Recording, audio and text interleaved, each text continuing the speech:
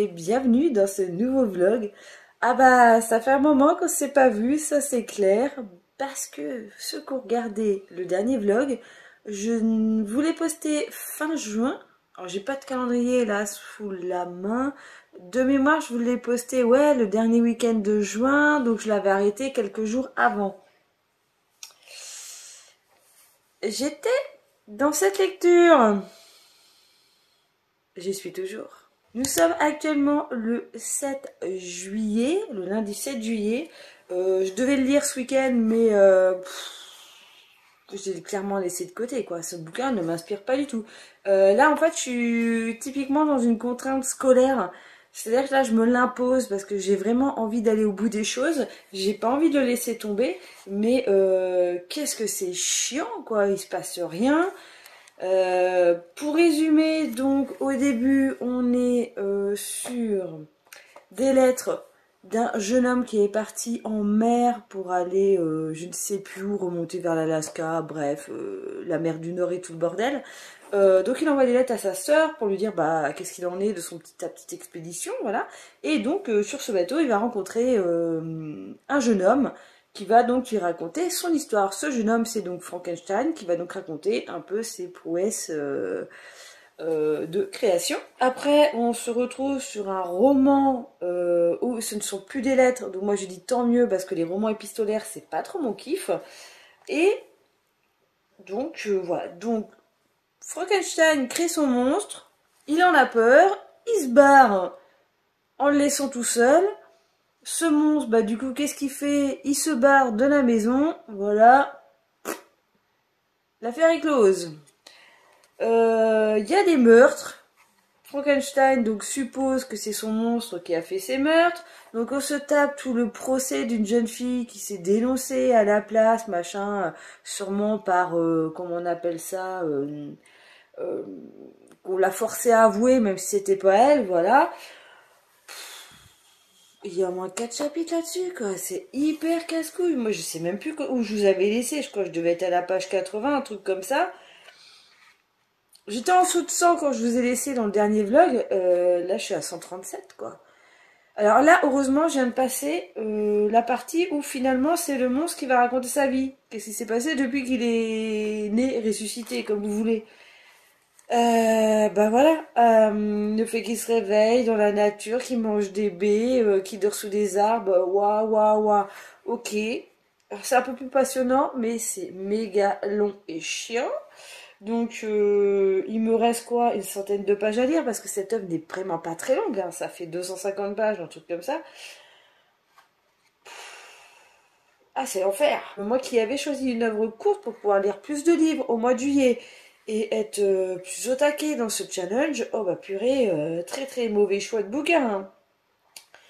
Donc voilà, donc là, il est 18h, je vais me forcer, peut-être pas pendant 1 heure, hein, là je viens déjà d'en lire 10, je vais me forcer 10 pages en 10 pages pour avancer dans ce bouquin, quoi, quitte à le lire à moitié en diagonale, au moins pour connaître vraiment toute l'histoire en fait du livre, hein, mais clairement, ça ne me passionne pas du tout. Sinon, je me suis acheté un manga.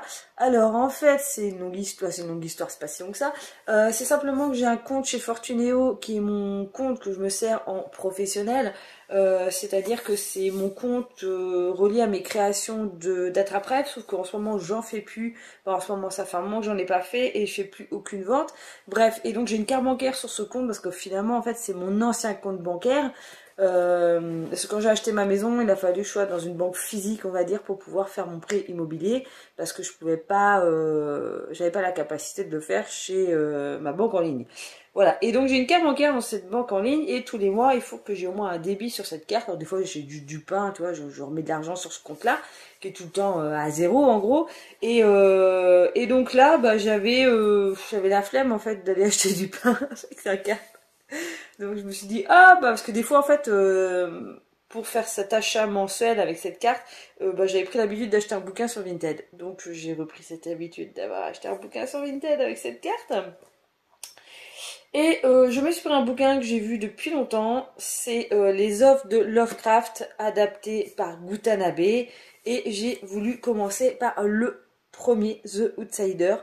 Alors, c'était quand même comique cet achat. Parce que j'ai trouvé donc un gars, en règle générale, il est... Alors, pour revenir au début de cet achat, généralement, je l'avais mis en favori sur plein de comptes, il était dans les 10 euros et je suis tombée là sur quelqu'un qui le vendait à 8.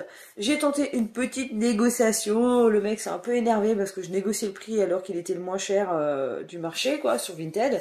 Je dis, ok, t'excite pas, moi je vais te l'acheter quand même à 8, ne t'inquiète pas. Voilà, donc et il me dit oui, une fois que j'ai fait l'achat, il me dit oui, j'ai plein d'autres Kutanabé si ça vous intéresse. Putain, bah, t'aurais pu me le dire avant, quoi. Moi, j'aurais pu faire un truc groupé pour les frais de port, voilà. Bon, bref. Et puis après, il me dit oui, en plus celui-là, parce que moi, j'avais regardé sur internet, je pensais qu'il y avait que Love the Outsider de Lovecraft dedans, et en fait, c'est un recueil de 3 nouvelles, je crois. Il y a, si je dis pas de bêtises, oh, je vais pas avoir la liste là.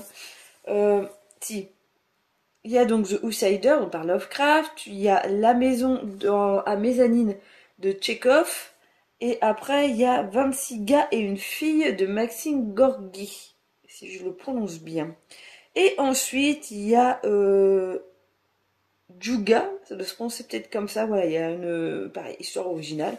Ben là je ne sais pas de qui c'est. Juga, sûrement. Bref, donc il y a différentes auteurs en fait dans... C'est mieux dans ce sens-là. Bref, il y a différents auteurs en fait dans cette œuvre. Moi je pensais sincèrement que c'était juste un Lovecraft. Mais donc je fais l'achat et tout. Donc déjà il me dit oui j'en ai d'autres. J'ai ok, bon moi j'étais partie pour faire une petite dépense. Enfin c'était juste pour valider ma carte bancaire. Parce qu'en fait si je fais pas d'achat avec cette carte bancaire là chez Fortunéo, si je fais pas d'achat du mois avec ma carte bancaire, on me prélève 2 euros par mois. Alors que la carte bancaire elle est gratos en gros quoi. Il n'y a pas de frais sur les comptes. Donc c'est pour ça que j'ai gardé ce compte là parce que j'ai aucun frais dessus. Mis à part le fait qu'il faut que je pense tous les mois de faire un petit achat avec ma carte bancaire pour ne pas avoir de frais. Bref. Et donc, une fois que j'ai validé cette commande, donc oui, donc il me propose d'autres Gutanabe, voilà. Et en même temps, il me dit oui, c'est pas. Alors ce recueil, en fait, ça recueille de plein de nouvelles. Il y a que la première qui est bien, les autres sont pas ouf.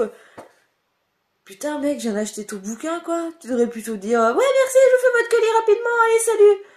C'est tout, quoi.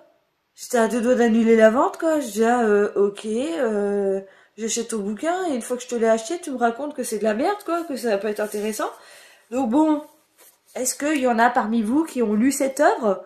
Peut-être, parce que je sais que Kuntanabe a donc adapté beaucoup de Lovecraft. Je voulais un petit peu, comme j'aime bien Lovecraft, je voulais, et puis je suis pas spécialement très manga, mais je voulais lire quand même quelques mangas. Ça a toujours une lecture assez sympa.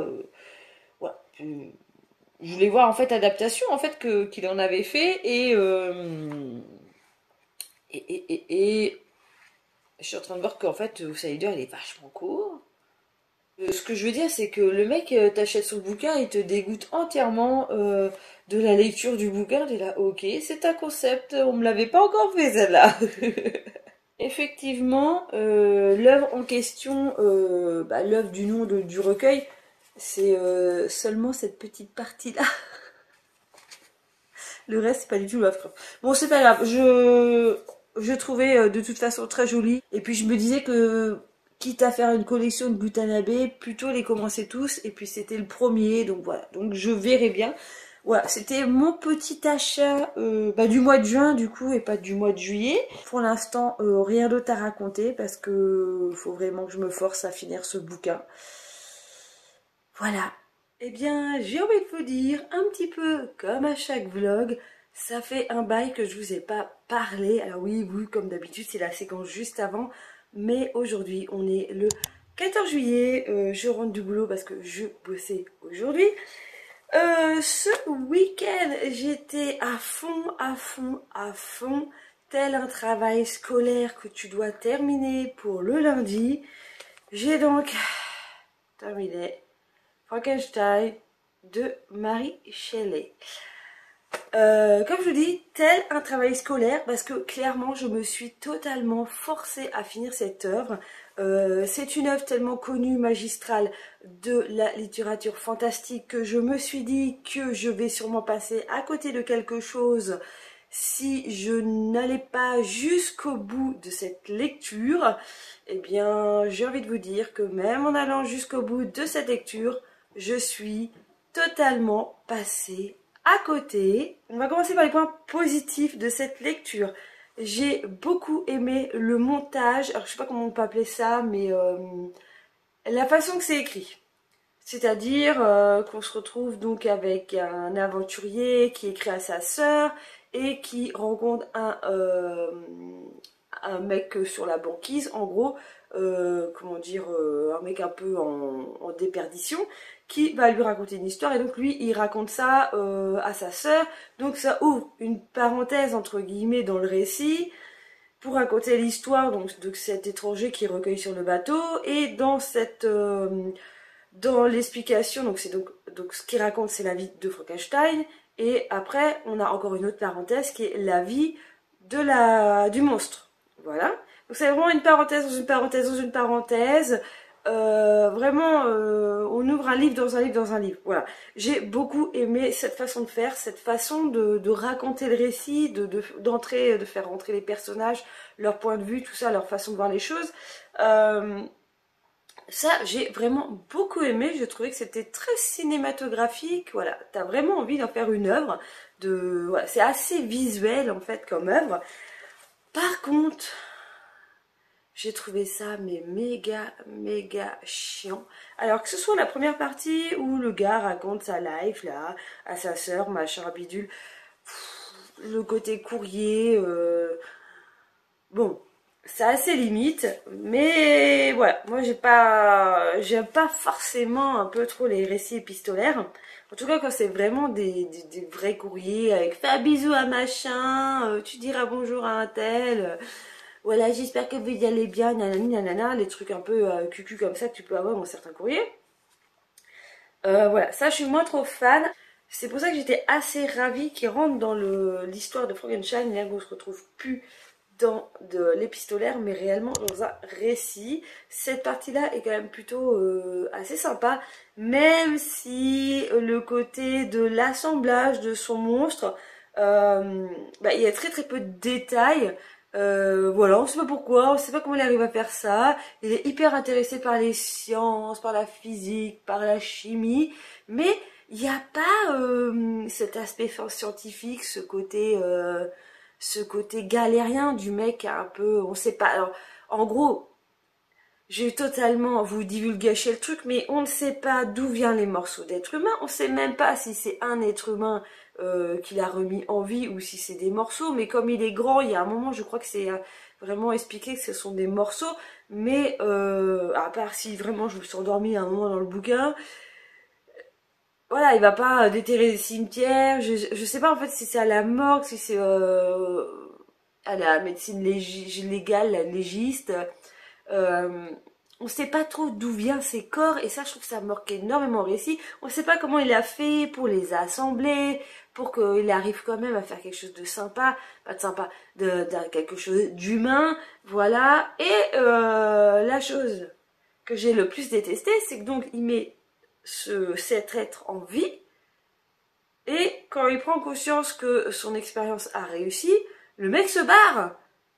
Le mec laisse son œuvre toute seule. Alors ok, il en a peur, mais à aucun moment il se dit bon, je vais essayer de voir ce qu'il en est, qu'est-ce que ça donne. Je sais pas, tu fais une expérience, t'as quand même envie de savoir si tout fonctionne, si tout est cohérent, si tu peux lui apprendre des choses.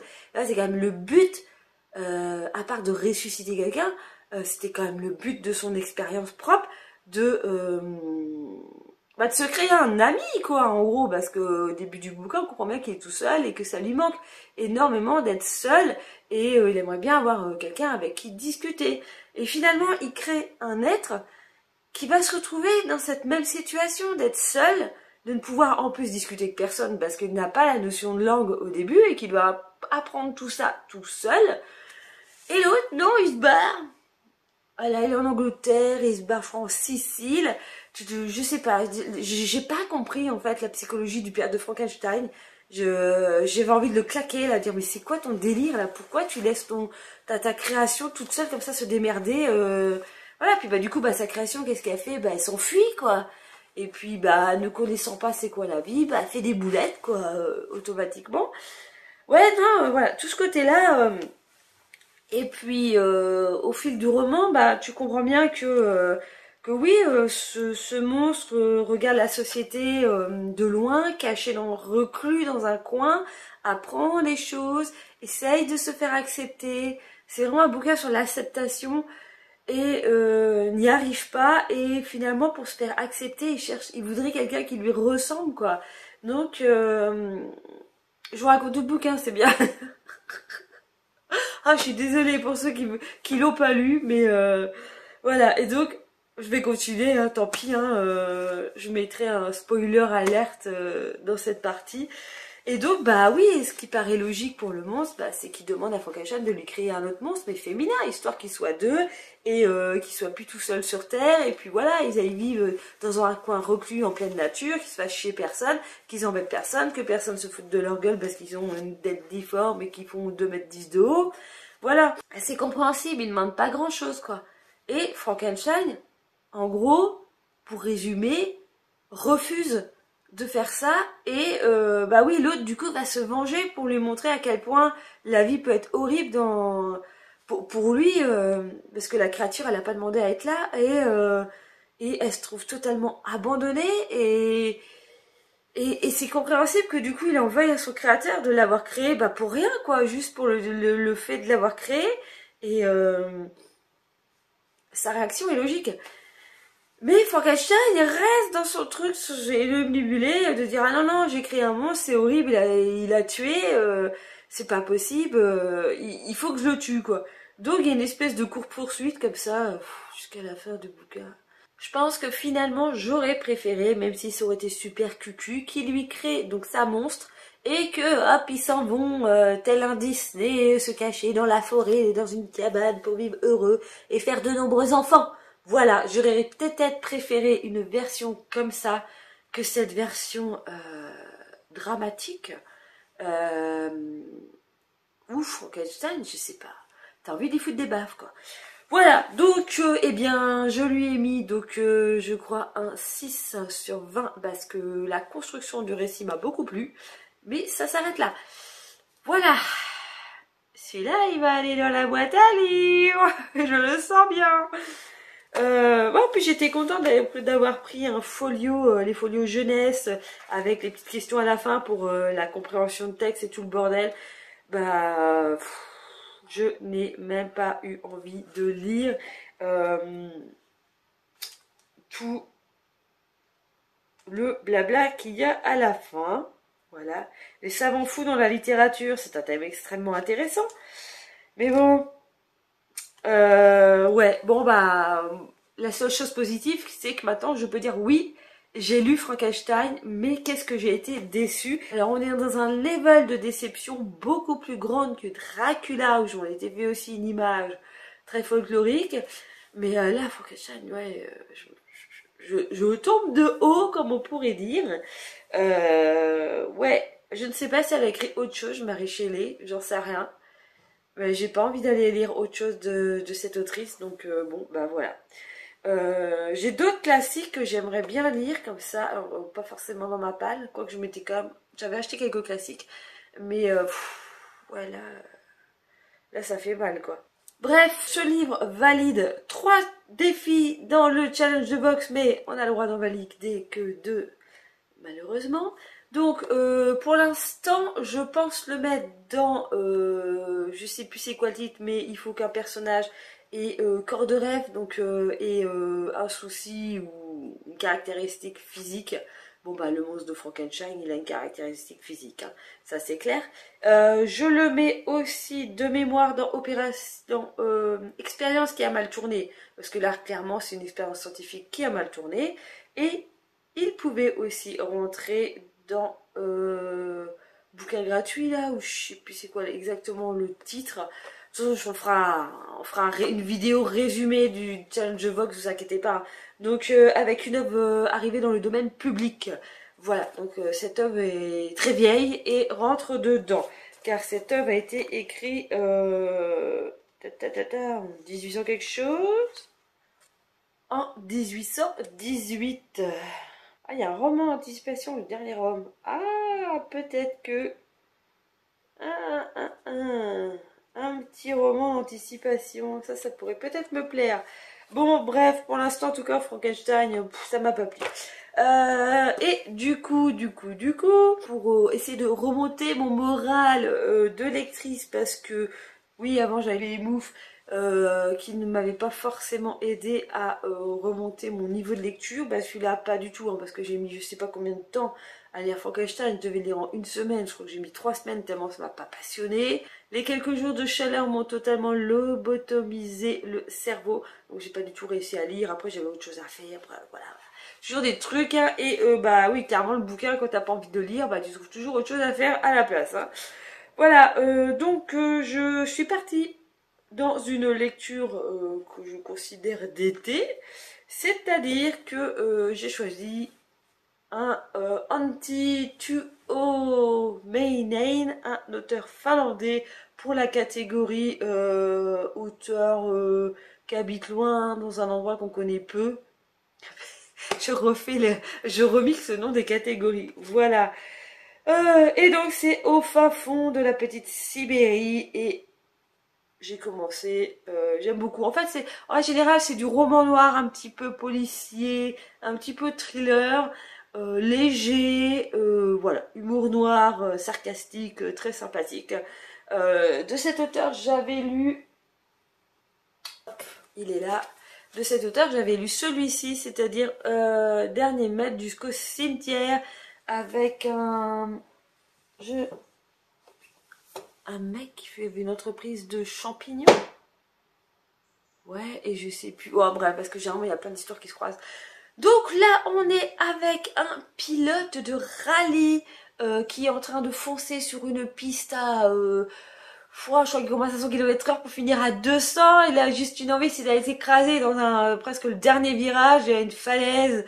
Et il a envie de s'écraser, de se suicider à cet endroit-là, Et malheureusement pour lui, ou heureusement, je ne sais pas trop encore par rapport au fil de l'histoire, eh bien, on va dire 50 mètres avant le point fatal, il y a une météorite qui tombe sur sa bagnole. Voilà. Alors, c'est pas une énorme météorite parce qu'elle fait juste un trou dans le plafond, un trou dans le siège, et voilà. Donc, je crois qu'elle fait 4 kilos, cette petite météorite, et donc elle vaut très très cher parce que c'est de ferrite, c'est une météorite ferrite, mais avec un fer très très rare, voilà. Donc voilà, ça commence comme ça. Et en parallèle, là on suit l'histoire du gardien du musée. Voilà, parce que le trésor, enfin, je suis arrivée sur la moitié du résumé qui est au dos, en fait, dans l'histoire, parce que je pars vraiment dans tous les sens. Je suis à la page 44, voilà, j'ai vachement avancé. Et donc, le trésor est alors temporairement exposé au musée de la ville et gardé par Joël, pasteur et ancien militaire. Et ce petit Joël est donc marié à une dame. Il n'y a pas son nom, là. Ah, à Krishka. Krista. Et Krista est enceinte alors que lui ne peut pas, il a des séquelles parce que c'est un ancien militaire et lui il le sait, il n'y a que lui qui le sait, il a jamais prévenu sa femme qu'il ne pouvait pas avoir d'enfant parce que il a eu différents accidents pendant sa carrière militaire et voilà. Voilà, on ne lui a pas tout réparé. Donc, il ne peut pas avoir d'enfant. Et sa femme rêve de faire une famille, de fonder une famille. Et là, elle vient de lui annoncer, juste avant sa... En fait, il faut une garde là au musée. Et juste avant sa garde au musée, elle vient de lui annoncer qu'elle était enceinte. Donc, lui, il a même pas fait « Ah, félicitations !» Bah, j'ai eu tout de suite, il s'est dit « Putain, elle est enceinte de qui ?» Comment c'est possible qu'elle soit enceinte de quelqu'un sachant que je ne peux pas avoir d'enfant enceinte de lui voilà. Donc on a ce petit élément à résoudre, cette petite enquête. En même temps, il y a des gens. Alors, il garde le musée, mais c'est un musée qui a pas de thunes, c'est un musée comment ils appellent ça? Le musée de la ville. Donc c'est différentes personnes d'associations, en gros, du musée qui vont garder cette météorite. Il y a le crime organisé qui veut récupérer cette pierre qui vaut donc des millions, cette météorite. Et là, je viens de passer un passage où on croit qu'il se fait voler la météorite. Il poursuit les voleurs et tout. Bah, genre, il se passe plein de trucs. Il y a des scènes un peu gore. Il y a un petit peu de gore, en fait, bizarrement, dans ce truc-là. Ouais, parce qu'en gros... bon, on est entre nous, vous êtes là. Si vous êtes sur ma chaîne, vous aimez le gore. Voilà, donc il poursuit des mecs qui... Il croit qu'il s'est fait voler la météorite, parce que finalement, là, je suis arrivée que quand il retourne au musée, finalement, c'est une bombe qui s'est fait piquer dans ce musée dans ce musée de la ville. Et pas la météorite. Mais bon, ça, elle savait pas. Donc il les a poursuivis, machin. Et les mecs se sont arrêtés en gros dans un chalet. Tu sais pas pourquoi les deux mecs se sont mis à se taper dessus. Il y en a un qui est resté près de la bagnole allongée, mort ou inconscient. Et donc lui, il a poursuivi l'autre mec dans la maison. Et au moment où il a voulu ouvrir la porte de la maison a... bah en tout cas, la pièce où était le mec a explosé. Bon bah après tu comprends que c'est la bombe qu'il avait volée qui a explosé. Mais il y a une légère description de, allez, une dizaine de lignes, des bottes du mec au sol avec les pieds qui sont encore dedans, mais le reste du mec, les cheveux avec la cervelle collée au plafond, et en gros il comprend, il dit oui je comprends que il ne pourra plus jamais rien faire, il va pas s'échapper parce qu'en gros il est collé sur les 4 murs tellement il s'est fait disloquer de tous les côtés par la bombe. Bref, ça m'a fait sourire, j'imaginais bien les petites chaussures avec le reste de pied et tout le reste éclaté. Voilà, bref, je suis un peu barrée, mais bon, c'est des petits détails des fois que tu trouves dans ce genre d'auteur, quoi, des trucs un petit peu crades, un petit peu gore au moment où tu t'y attends pas, et ça j'adore, un petit peu à la Michael McDowell, voilà, un peu dans le même esprit, c'est-à-dire d'un coup, Frank, ah, je te commande, tu sais pas pourquoi, mais ça arrive comme ça. Bref, voilà. Donc, eh bien, quoi dire de plus? Pas grand-chose, hein, j'ai déjà spoilé tout le début, mais en même temps, c'est le spoil qui est là derrière. Est-ce qu'un jour, on va avoir des quatrièmes de couverture qui ne spoilent pas les 100 premières pages du bouquin? Pas possible, ça. Alors, maintenant, j'évite de lire les quatrièmes de couverture. Je vais choisir mes bouquins par rapport à l'auteur, au titre du bouquin. Météorite qui est d'ailleurs sur la couverture, là... beaucoup trop grande par rapport à celle qui est dans l'histoire. Ou alors il y a une autre histoire de cailloux plus loin dans l'histoire. Peut-être. En plus, c'est pas du tout la même bagnole. Hein. C'est pas une bagnole comme ça qui s'est fait... Bref. Bon allez, je vous laisse là et je vais continuer ma petite lecture.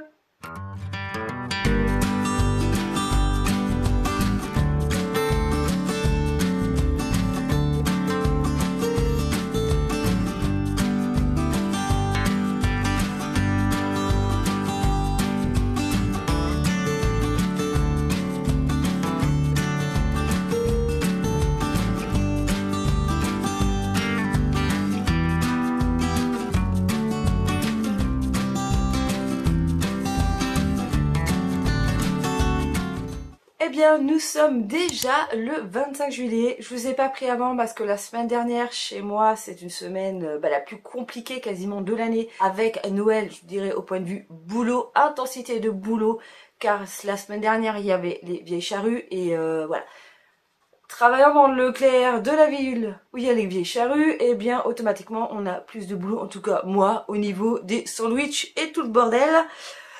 Donc voilà, et j'ai dû bosser toute la semaine sans avoir de jour de repos, hormis le dimanche. Donc voilà, clairement, je suis éclatée. Là, on est vendredi. Je commence seulement... Alors, j'ai la fatigue de la semaine, mais je commence seulement, on va dire, un petit peu à m'en remettre. Donc, je n'ai pas trop lu mon livre. En tout cas, bon, j'ai un petit peu ralenti. Je vais essayer de le terminer sur ce week-end pour pouvoir vous faire une conclusion de ce vlog qui aura peut-être pas été très passionnant parce que hormis bouquiner, c'est la seule chose que j'ai eu le temps de faire. Non, là j'ai eu le temps aussi de me prendre la tête avec le mec qui s'occupe du parking du festival jazz qui se passe dans ma ville, parce qu'en fait un petit peu story time là, ce moment, juste devant chez moi, en gros j'ai un champ alors c'est pas vraiment un champ, c'est un terrain non constructible, voilà, on peut rien faire. Et ils s'en servent comme parking au moment de ce festival. Et normalement, moi et ma voisine, nous avons 6 places, une zone avec 6 places, voilà, définies. Parce qu'en fait, dans ce terrain, il y a une zone où il y a un petit peu de gravier et ça fait un parking et c'est notre zone où on se gare.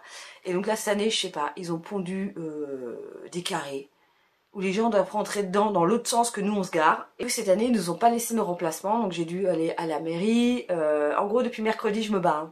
On est vendredi, donc j'ai dû aller à la mairie, j'ai dû aller voir le comité du festival pour leur dire que, bah voilà, que ça n'allait pas, sachant que ma voisine fait partie du comité du festival. Donc elle aussi, elle a joué de ses numéros de téléphone, de ses contacts avec ses collègues pour pouvoir récupérer cette petite zone, ce balisage en gros que les gens ne se garent pas sur nos places de parking, dans notre zone à nous, parce qu'en gros moi je pars de chez moi, je peux pas revenir quoi, donc je peux pas me regarer devant chez moi, donc ça m'emmerde. J'ai été gueulée mercredi, car le festival commence jeudi. Il était censé venir me voir l'après-midi, eh bien il n'est pas venu. Le lendemain, rien n'était fait. Ma voisine, donc j'étais la revoir, elle aussi était en train d'aller gueuler à la mairie, voilà, parce que cette zone n'était pas faite, cette zone réservée. On demande juste, voilà, un espèce de rectangle avec du rubalise et 2 panneaux interdits stationnés, sauf riverains, c'est pas compliqué. En fait comme tous les ans quoi, moi ça fait 5 ans que j'habite là, ça fait 5 ans qu'il y a cette zone, sauf cette année. Et donc le mec s'est pointé hier chez moi, donc je lui explique mon problème, et là il me dit bah non, vous déplacez votre voiture et vous vous garez dans l'autre sens comme en gros les festivaliers. Et donc j'ai beau lui expliquer que bah non, parce que déjà ce terrain vague permet de squatter l'ensemble des cailloux, des graviers, des gravats, des différents travaux qu'il y a dans la ville, dans cette petite commune, parce que c'est pas non plus une grosse ville.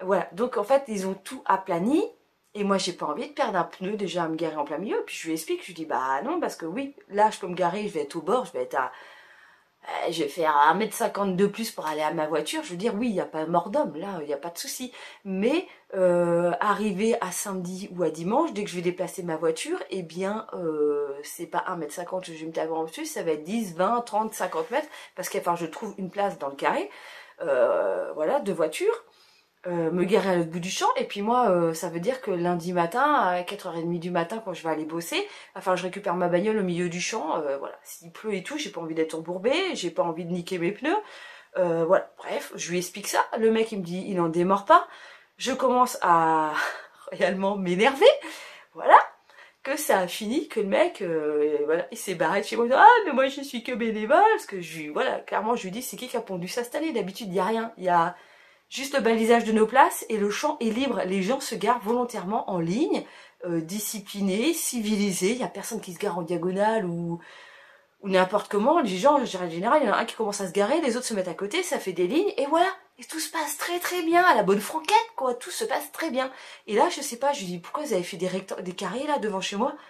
Tu peux mettre 10 bagnoles d'un côté, 10 bagnoles de l'autre. Voilà. Bon bah là nous on est garé devant l'entrée d'un carré avec nos 5 bagnoles, on est garé, puis il y a un carré où les gens ne pourront pas se garer parce qu'il y a une voiture devant l'entrée du carré, c'est ce truc qu'on a pu, c'est ce truc qu'on fait, parce que en gros le gars, je lui dis bah non, moi je vais vous démonter vos carrés, je vais enlever la ligne du milieu pour faire un rectangle avec les fils là de mon côté, mais voilà, en gros, menace de fourrière, menace de flic. Donc clairement le festival jazz de Châteauneuf du Fou, eh bien ils sont pas prêts de me voir, voilà, malgré peut-être qu'un jour ils ont une super édition avec une super programmation, mais clairement ils ne me verront pas à l'entrée, il va falloir qu'ils m'offrent des places, et encore, parce que là ça s'est hyper mal passé avec ce pseudo bénévole, ingénieur en parking, faut qu'il change de...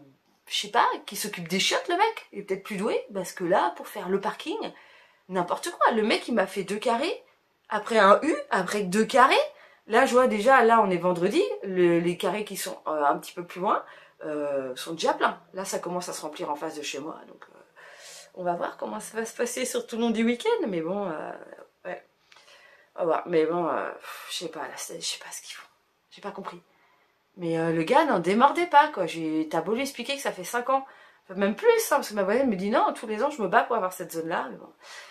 Bref, le sujet sera clos l'année prochaine parce que ma rue doit... j'ai appris du coup par ma voisine que ma rue, le trottoir, le bitume doit être en gros entièrement refait pour faire une vraie zone de parking. Donc normalement j'aurai une zone avec des lignes blanches, voilà, un vrai parking. Donc j'aurai déjà au moins une zone de parking, ils auront plus qu'à mettre les petits panneaux sauf riverains. Voilà. Peut-être que je vais aller chercher sur le bon coin s'il n'y a pas moyen de choper un panneau interdit de se stationner comme ça, ou en piquer un quand je me balade dans la rue. Je vais en piquer pour en avoir un d'avance pour les prochaines. Voilà, c'est dit. Rébellion. Je comprends pas, là je viens de passer une semaine avec le festival des Vieilles Charrues à aller bosser, à faire des contournements, à devoir passer par les zones de parking des festivaliers, à éviter d'écraser des mecs qui dorment sur la route avec leur matelas, des mecs bourrés et tout. Ça s'est plutôt bien passé, quoi. Bon enfant, il n'y a pas eu de soucis, de droit de passage, de machin bidule. Là, c'est un festival, je sais même pas combien il y a de personnes, 2000 peut-être, 3000 grand max. T'es cassé-pied, quoi. Voilà. Je suis désolée, je vais continuer sur ce sujet, mais je suis désolée, quoi. Il y a un respect des riverains, quand même, à la base, quoi. Encore, moi, je suis loin du bruit, ça va. Mais, il y a quand même un respect des gens qui habitent. Il y a que le champ fait, je sais pas combien de mètres carrés. On demande, 2 fois 5, 10, allez, on est à 10, 12 mètres carrés à réserver dans toute cette zone. Putain, on demande pas la mort, quoi. On demande juste de réserver notre petite place là. Voilà. Et le mec, ah ben non, vous garez comme les festivaliers. J'ai regardé, je lui ai dit non. Pour une fois, franchement. Moi, j'ai tendance à m'écraser, à faire oui, ok, y a pas de souci, machin, et à grogner derrière. Voilà, pour une fois, je me démonte pas. Le mec, il est presque parti de chez moi, coup de balai, quoi. Tellement... Ah non, mais je crois que toute la rue m'a entendu gueuler, quoi. De toute façon, ça fait 2 jours, là, déjà à la mairie, je crois que toute la ville m'a entendu gueuler. Et là, je suis même à 2 doigts de retourner à la mairie pour leur dire qu'en fait, au final, il n'y a rien qui a été fait, quoi. Donc, voilà. Parce que l'agent municipal de la police municipale qui s'occupe donc normalement de ça, c'est-à-dire que là, elle aurait pu me l'envoyer pour qu'il balise et tout, est en vacances cette semaine. Le mec, il a vachement bien choisi ses vacances. Mais je verrai de quelle humeur je suis demain matin et peut-être que j'irai faire un petit tour à la mairie juste pour emmerder, quoi. Là, je crois que je suis arrivée à un stade où c'est presque juste pour emmerder parce que ouais, on a trouvé un peu la solution avec la voisine d'avoir piqué. En fait, il y avait 2 panneaux au bout du champ, on pouvait pas se garer hors des carrés que monsieur avait créés. Son parcage à veau, comme je lui ai dit. Et donc, on a piqué ces 2 panneaux-là. Donc, il va y avoir des gens qui vont se garer dans le triangle, le haut du champ, parce que le champ est un petit peu triangulaire. Et j'ai envie de te dire, c'est même la zone où il y a le moins de gravats, de restes de gravats et tout. Donc, c'est même la zone la plus tranquille pour tes pneus. Voilà, donc on a enlevé, ma voisine a enlevé les 2 panneaux qui interdisaient le stationnement de cette zone-là. Donc ça veut dire que mes voisins qui sont à 50 mètres plus haut, eux, sont garés sur le même système. On se garde dans le champ, en fait, c'est un droit comme ça, c'est pas un droit écrit. C'est voilà, du jour au lendemain, la mairie pourrait nous dire non, vous vous garez plus là, vous garez où vous voulez, mais vous avez plus le droit de vous garer sur le bord du champ, quoi, en gros, à de la zone non constructive. Bref, et donc je pense qu'ils vont avoir un alignement de bagnole, mais comme tous les ans, quoi. Comme tous les ans, on a ça, un alignement de bagnole tout le long de la rue, et ça pose pas de problème. Mais, ouais. Donc on a piqué, ma voisine a piqué les 2 panneaux pour les mettre sur notre zone. Voilà. Petit week-end illégal. Ouh là là là là là là. Bref, on était là pour parler lecture. Eh bien, non, j'ai pas terminé l'histoire de cette météorite qui est tombée sur la voiture d'un mec qui fait un rallye. Un rallyman, non, je sais pas comment ça s'appelle, un coureur de rallye à la retraite. Donc, on en était où je vous ai raconté que le début de ce bouquin, c'est-à-dire je vous ai simplement raconté qu'il y avait le gardien qui était un pasteur qui gardait ce caillou avant qu'il parte pour Londres, le caillou, pas le gardien. Et donc, sa femme est tombée enceinte alors qu'il ne peut pas avoir d'enfant suite à quelques péripéties quand il était militaire. Eh bien, il y a différentes personnes, un comité en fait qui garde cette météorite. Et pour pas trop vous spoiler, en fait, notre gardien, notre pasteur, va commencer à soupçonner tout le monde d'avoir mis sa femme enceinte, parce que lui, son truc là, c'est de chercher qui a mis sa femme enceinte. Bon, on le sait au bout d'un moment dans ce livre, mais voilà, je vais pas vous le dire. Mais c'est une recherche comme ça, par rapport aux faits, aux attitudes des gens, et puis de savoir qui a mis sa femme enceinte. Et en même temps, tu remarques que dans cette ville, tu as l'impression que tout le monde veut lui voler la météorite. Alors, elle n'est pas à lui, il garde juste la météorite avant qu'elle parte donc à Londres. Mais voilà, lui, son but, c'est quand même qu'elle parte à Londres. Mais, bah ouais, il y a quand même, donc, on va dire, je sais plus combien ils sont, 4 ou 5 personnes.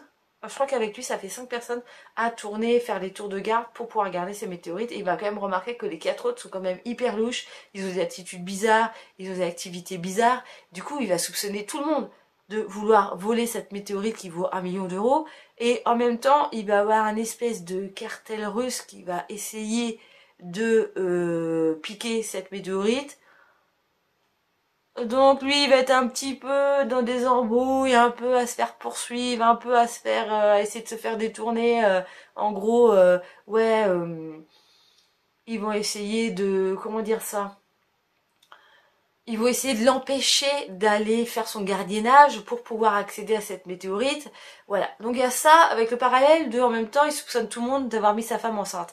Donc c'est assez marrant. L'histoire se passe assez bien. Le déroulement des faits se fait assez bien. Moi, je l'ai lu, voilà, j'étais hyper fatiguée. Même le week-end dernier, j'ai quand même... pour avoir eu que mon dimanche dernier, j'ai quand même lu 80 pages. Vous pouvez m'applaudir. Avec la fatigue générale de cette semaine à 40 des brouettes et des trains et, et des fourgons entiers d'heures. Ouais, et ce stress et tout de timing pour faire mes petits sandwichs. Ouais, bah j'ai quand même réussi dimanche à prendre le temps de me mettre dedans et à lire 80 pages. Bah c'est surtout je voulais le finir pour le Challenge Vox quoi, parce que c'est avec le dernier livre que je lis pour le mois de juillet qui va rentrer dans le Challenge Vox. Il me reste 70 pages je crois à lire, je vais essayer de lire ça là. On est vendredi, il est quasiment 6h30 du soir, je vais essayer de commencer de lire un petit peu. Je vais essayer d'en lire plus samedi pour pouvoir, comme je vous disais, conclure ce vlog, voilà. Après, est-ce qu'il y aura un vlog au mois d'août? Je ne sais pas, parce que j'ai mes belles filles qui viennent en vacances chez moi. Donc, je sais pas. Je sais pas, parce que la dernière fois qu'elles sont venues, j'ai pas du tout filmé parce que je faisais pas de vlog. Alors là, est-ce que j'ai filmé nos petites péripéties, nos petites balades? Peut-être. Je verrai. Je sais pas ce que je vais faire là au mois d'août, parce que là j'ai 15 jours où du coup je suis totalement bloquée, où je peux pas forcément filmer, que je vais pas forcément lire, donc on va prendre un peu 15 jours de vacances, et puis de toute façon c'est une période où vous regardez moins les vidéos. Qu'est-ce que j'avais à vous dire? Je voulais fêter mes 600 abonnés, mais le 600e n'est jamais arrivé. Non, c'est rire. C'est un petit aparté comme ça, mais ça fait quasiment 2 mois que je suis à 598, 599, 598, 599. Je sais pas qui est la personne qui vient, qui repart constamment, et qui est ce 600e qui ne veut pas venir.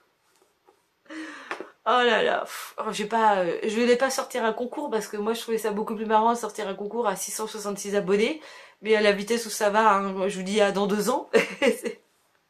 Mais oui, là c'est chiant, je suis tellement proche d'un chiffre, mais ça ne bouge pas, c'est casse-pied quoi. C'est vraiment un petit détail, mais oui, à chaque fois je regarde, je dis, ouais, peut-être d'avoir passé le 600, peut-être que je vais avoir un 600e abonné quoi. Bah non, à chaque fois je regarde, je dis, ah bah non, il y en a qui s'est barré. Voilà. On verra bien. Bon bref, c'était un petit truc pour ne rien dire, comme d'habitude. Bon allez, je vous laisse là et je vous dis bah du coup au prochain rush. Me revoilà, on est le samedi 26 juillet. Je vais clôturer ce vlog ici parce que j'ai fini ce livre. Et je vais pas commencer un livre tout de suite parce que franchement j'ai du mal à me concentrer avec le bordel qu'il y a en face de chez moi, avec ce parking pour ce festival. Parce que le gars il a tellement bien pondu son parking que par rapport aux autres années, il y a avec son histoire de carré là. Bah, il y a à peu près 20 voire 30 places en moins que les autres années. Donc je vois pas comment c'est le bordel. J'ai un peu de mal à me concentrer sur ma lecture, mais j'ai quand même réussi à finir ce Anti-Tuomeinene. Donc au fin fond de la petite Sibérie, oui c'est ça. Alors voilà, même après avoir lu le bouquin, lire le titre, c'est compliqué. Bon, lecture moyenne, je lui ai mis 14 sur 20 parce que voilà, c'est quand même censé être le roi du... alors je sais plus comment c'est expliqué, mais en gros, de l'humour noir, un petit peu satire, et oui, alors c'est potentiellement un petit peu comique, il y a un petit peu de comique de situation, mais vraiment très légèrement, on dirait plutôt que c'est des quiproquos, des petites choses comme ça, c'est pas ouf quoi, c'est pas méga drôle. Il y a d'autres auteurs finlandais qui sont beaucoup plus drôles ou suédois que lui. Voilà. Ça reste un thriller en fait, ouais, avec un petit côté de choses un peu improbables, on va dire, bah, pas surnaturel non plus, mais un peu comme je vous dis, des... ils sont là au bon moment, voilà, toujours un petit peu comme ça. Bref, ça a quand même été une très très bonne lecture. Je considère que c'est typiquement ce que j'appelle une lecture de plage, c'est-à-dire un truc où tu te prends pas trop la tête, il y a pas besoin de trop réfléchir. Tu vois où on va nous emmener. Euh, Tu comprends assez rapidement qui sont les dérobeurs, en tout cas ceux qui veulent absolument dérober cette météorite. Voilà, bon, en même temps ils sont plusieurs. Dès le début on te les présente et ils sont quand même pas mal à vouloir du coup cette météorite. Et puis bah, bien sûr tu comprends bien qu'ils vont un petit peu pour le bouquet final du bouquin, ils vont un petit peu essayer de tenter d'attraper cette météorite tous ensemble quoi. Bah chacun de leur côté, mais tous au même moment. Donc du coup, ça fait un gros capharnaüm qui part dans tous les sens. Et oui, c'est ça qui est un petit peu comique, mais sinon, ça s'arrête là. Franchement, je pense que j'avais préféré l'autre que j'ai lu de lui. Dernier mode jusqu'au cimetière, voilà. J'ai un petit peu, je crois que je l'avais pas noté, j'ai regardé sur Livre Addict, c'est une période où je notais pas forcément les livres sur Livre Addict, mais sincèrement là je mettrais, de mémoire je mettrais un 15-16, celui-là je suis un 14, je trouve qu'il est un petit peu en dessous. Mais ça reste quand même une très très bonne lecture. Eh bien, on va s'arrêter là pour ce coup-ci. Bah, vu qu'on est samedi, qu'il est 5h l'après-midi, sincèrement, je pense pas vous poster ce vlog pour demain. Donc vous aurez pour la semaine d'après. Donc là, logiquement, la semaine d'avant, celui-ci, vous avez dû avoir ma vidéo de mon do it yourself. Je suis en train de galérer avec les reflets dans mes lunettes. Ça, j'ai un peu bougé la tête. Donc vous avez dû avoir ce do it yourself sur cette boîte à livres et ce premier bilan. Aujourd'hui donc ce vlog. Logiquement la prochaine vidéo dimanche d'après ou dimanche encore après, je n'en sais rien. Eh bien ça devrait être le bilan du challenge lecture de Vox qui n'a pas été très très glorieux pour moi. Mais on va quand même essayer d'en faire un bilan positif. Voilà, et puis bah après je pense qu'il risque d'avoir un point lecture dans la logique des choses, et puis après on verra bien. Voilà, voilà.